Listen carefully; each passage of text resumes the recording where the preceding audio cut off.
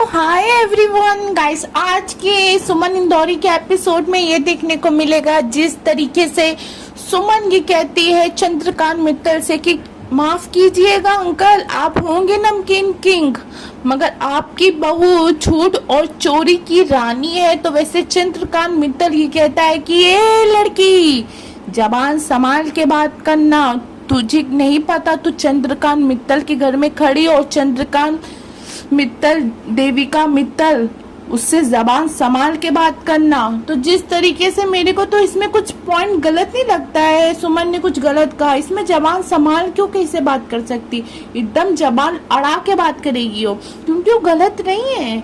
दूसरी बात ये है कि आगे ये होता है जब सुमन की कोई बात नहीं सुनता है, देविका ये कहती है कि मैंने कुछ नहीं किया, तो सुमन ये कहती है कि ठीक है तुमने कुछ नहीं किया, तो इतनी जल्दी आधे घंटे के अंदर 56 भोग, वो भी इंदौरी स्टाइल के साथ, वो भी जिसने जो मैंने बनाया है उसको तुमने गायब करवाया और वहीं से वहीं इतनी जल्दी अरेंजमेंट कर लिया। कोई भी ऑर्डर इतनी जल्दी नहीं लेता और इतनी जल्दी नहीं भेज सकता है, इतना तो सब में कॉमन सेंस होगा। तो सुमन की बात में पॉइंट लगता है पर सब इसकी बात को नजरअंदाज करने लगते हैं। तो दूर से त्रित की एंट्री होती है। त्रित आता है जो अपने पिताश्री से बात करता है। तो वैसे तीर्थ ये कहता है कि पापा सुमन जी का काफी नुकसान हुआ है, उनका नाम खराब करने की कोशिश की गई है। वैसे भी पापा आप ही तो कहते हैं ना धंधा भगवान नहीं होता मगर भगवान से कम भी नहीं होता है। आपके काम में कोई टांग अड़ाएगा तो आपको सवाल उठाने का तो हक बनता ही है ना। तो वैसे फिर जिस तरीके से देविका ये कहती है कि तीर्थ भैया जरूर अपनी टांग अड़ाते हैं हर एक काम में, ट्रेन में सवारी करना नहीं छोड़ेंगे, चलती ट्रेन में चढ़ गए मेरे को पिलवाने के लिए। लाइफ में पहली बार चंद्रकांत मित्तल देविका से ये कहता है अब जब सवाल उठा है तो तुमको जवाब देना पड़ेगा कि तुमने ऐसा कैसे किया।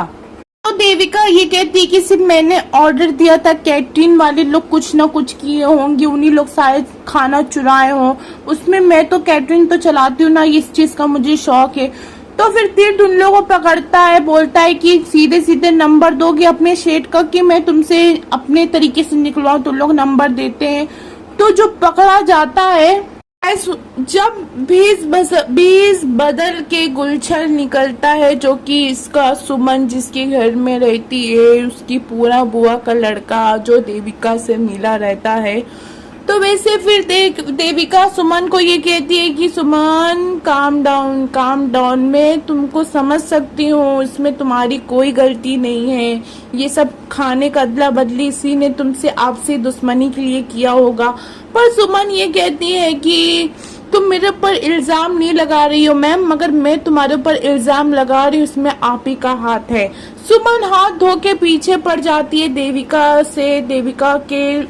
से तरह तरह से सवाल करती। देविका ये कहती है अब ये सब खत्म करो सुमन, मेरी बहन की शादी है, मेरी बहन की सगाई है, अच्छे से हो जाने दो, अब जो हो गया सो हो गया, तुम्हारी कोई गलती नहीं थी। हाँ मैं अपने अल्फाज वापसी लेती हूँ, तुम एक अच्छी और सच्ची लड़की हो जो कि अपना काम ईमानदारी से करती हो। तो सुमन ये कहती है कि ठीक है मैं शांत रहती हूँ, मैं कुछ भी नहीं कहूंगी, पर मैं ये कहूंगी रुको अभी सगाई हो, रुको कोई एक नया मेहमान आने वाला है।